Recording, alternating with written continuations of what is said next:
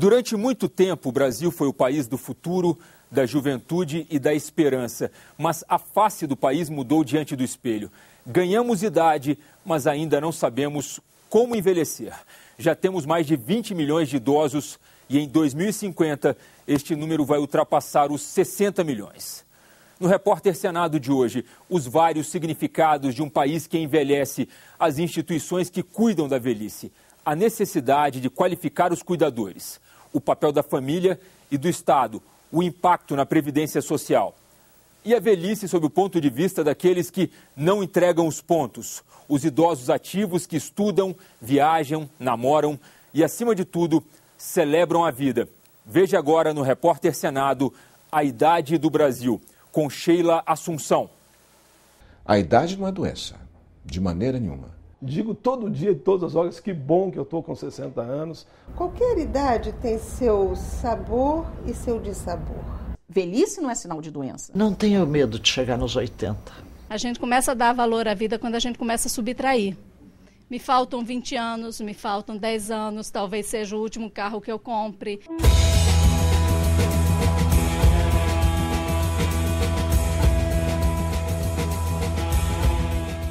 Já somos mais de 190 milhões de brasileiros, de acordo com o IBGE. As mulheres são maioria. Em 10 anos, o aumento da população foi de 12,3%, mas esse crescimento foi menor que o observado na década anterior, entre 1991 e 2000, quando a população brasileira aumentou 15,6%. Estamos envelhecendo. A face do país ganhou mais rugas. O grupo populacional que mais cresce é de pessoas acima dos 60 anos. Os idosos passaram de 14,8 milhões para 21,7 milhões. Na verdade, você tem dois movimentos. Você tem tanto um crescimento do número absoluto, que é com o aumento da esperança de vida, né, diminuição da mortalidade, mas mais importante para isso, você tem a baixa da fecundidade. Então você está tendo menos crianças, né, menos jovens. Então dessa forma você tem uma mudança na estrutura da população. Nunca aconteceu antes, é sem precedente, não adianta olhar para trás, porque até os anos 1950, 60, 70, a proporção de idosos no Brasil não passava de 4%. E a diferença talvez maior entre os países da Europa e Estados Unidos é que eles ficaram ricos antes de envelhecer. E nós corremos o risco de envelhecer e continuar pobre. E isso vai fazer uma enorme diferença na assistência, principalmente no setor público. De acordo com as projeções do IBGE, a população idosa continuará a crescer rapidamente nos próximos anos, mudando o perfil demográfico do país, em que o número de jovens tende a ficar igual ao número de idosos. Em 2030, a gente imagina que os nossos estudos mostram, né, a tendência de ter essa proporção de 11% vai para 18% da população e chega em 2050 a 29%.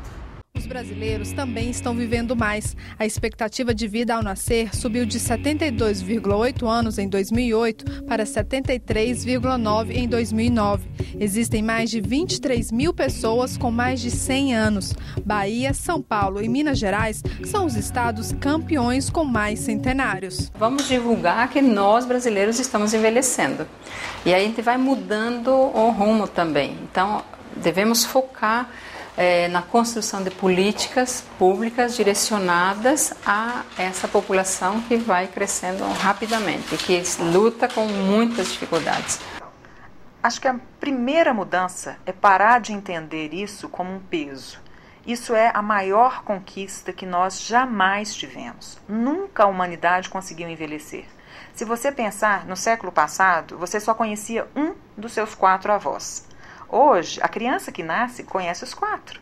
O Congresso Nacional aprovou o Estatuto do Idoso em 2003, um marco legal no que diz respeito ao tratamento dos mais velhos. Essa lei abrange desde os direitos fundamentais até o estabelecimento de penas para os crimes mais comuns cometidos contra os idosos.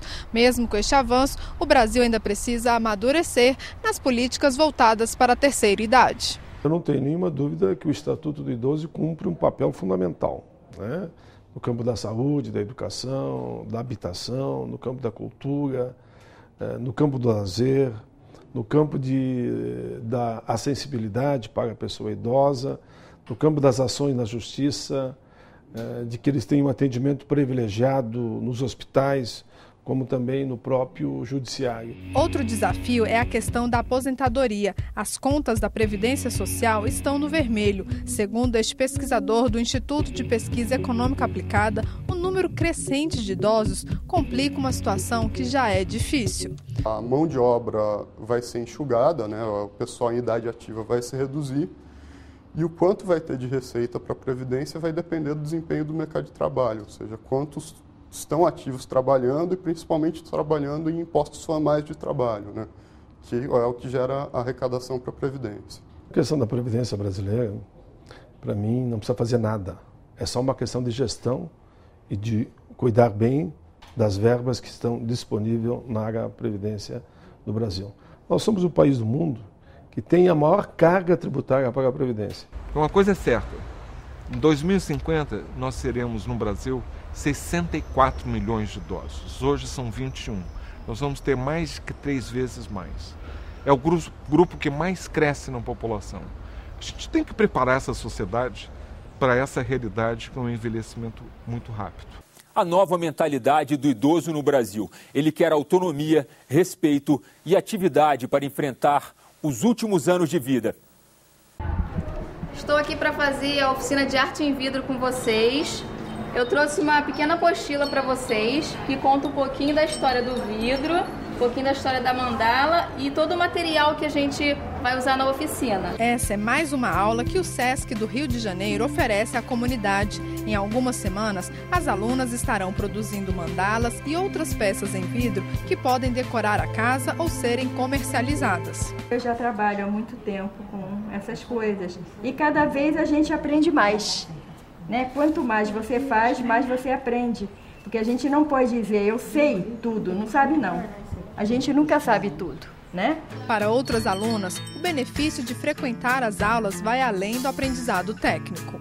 Gostando muito, faz amizades, colegas, né? A gente passa umas horas aqui relaxando, né? Mesmo que a gente às vezes fica nervosa por algum motivo, mas sempre é melhor, né? Tá assim, se ocupando a mente, né? De acordo com a coordenadora do programa para a terceira idade, antigamente o SESC oferecia mais palestras em vez de cursos práticos aos idosos. Muitas vezes, eles nem conviviam com pessoas de faixa etária diferente. Mas as transformações no perfil da população com mais de 60 anos exigiu também mudanças no atendimento. Ele hoje está muito contemporâneo, ele gosta de tudo que está acontecendo, ele vê tudo, ele frequenta tudo, é exposição. Música é a preferência nacional, então a gente utiliza muito desses instrumentos para estar trabalhando questões que dizem respeito à velhice e ao processo de envelhecimento. A preocupação com o bem-estar e a saúde dos idosos também passa pela atividade física. Com exercícios simples, é possível aumentar a qualidade de vida nessa fase. Movimentar o corpo traz muitos benefícios. Alivia um pouco as dores, a tensão, o nervosismo, né? Equilíbrio, né? E para a memória também, que ela faz muito exercício para a memória. É muito bom, muito bom. Sem contar que a professora é 10, né? No dia a dia, como é que a senhora vê assim, que a ginástica te ajuda? Eu vejo que eu fico mais rápida em casa, eu não fico com aquela moleza, só sentada, só parada. Eu tenho mais agilidade, sabe? Eu não fico mole, não tenho vontade de deitar, nada disso, eu sou agitada. Quem está liberado pelos médicos para praticar uma atividade física deve começar o quanto antes. Se a pessoa não praticou atividade física durante toda a sua vida e está lá com seus 60, 70 anos, mesmo assim ele deve começar. Procurar, claro, um programa que siga as restrições de uma pessoa que nunca praticou atividade física, que corresponda à idade daquela pessoa, mas ele deve sim começar a praticar uma atividade física. Mesmo nas favelas cariocas, é possível ver a preocupação em lidar com os idosos. Pelas ruas do Complexo do Alemão, ainda se vê integrantes das tropas de segurança, sinal de que não faz muito tempo que o local vivia num clima de guerra civil, mas hoje as pessoas da terceira idade contam com um atendimento diferenciado. Aqui no Complexo do Alemão, a comunidade pode fazer exercícios físicos de graça com orientação profissional, além de receber atendimento médico hospitalar. A equipe cadastra as famílias, verifica qual a família que tem idoso. Esse idoso tem uma marcação de consulta com o médico, a enfermeira, ele é avaliado e a partir daí é que é indicado fazer academia. Normalmente são idosos que são hipertensos e diabéticos, tá? Ou então que tem algum distúrbio de equilíbrio e que se beneficiariam de fazer os exercícios, não só para o controle da hipertensão e diabetes, né? Às vezes é só obeso, e também para emagrecer, ou aqueles também que se beneficiariam, que estão caindo com frequência. E aí tem distúrbio de equilíbrio e precisam se beneficiar. Os alunos podem fazer aulas com o professor, jogar peteca ou utilizar os aparelhos disponíveis na chamada Academia Carioca. Como é que a senhora percebe o benefício dessa atividade física? Tá ótimo. Para mim que sou diabética, então para mim tá ótimo. Depois que começou a fazer o exercício físico, o que aconteceu com sua diabetes? Melhorei, graças a Deus. Olha, maravilha, muito bom. A minha pressão baixou. Minha pressão era alta, agora está baixa. Normal, 12/8, ontem estava 10/7. Olha, estou me sentindo outra. Maravilha isso aqui. Para as pernas, para os braços. A minha filha não estava falando, meus braços estão ficando durinhos, mais do que o dela.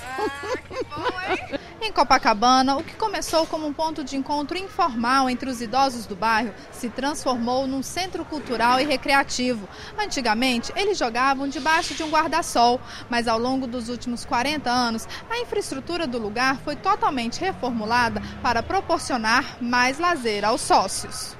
Aqui você, pelo menos, está rodeado de amigos que vêm para aqui para se divertir e passar tempo também. Né? Olha, eu tiro por mim. Se não houvesse Copacabana, eu já não existiria mais. Porque é um espaço, eu acredito que é um espaço, Copacabana é democrático. É um espaço democrático. No próximo bloco, a realidade do asilo no Brasil. Tratamento adequado para a velhice ainda é privilégio de poucos e o esforço para qualificar os cuidadores. Veja em instantes no Repórter Senado.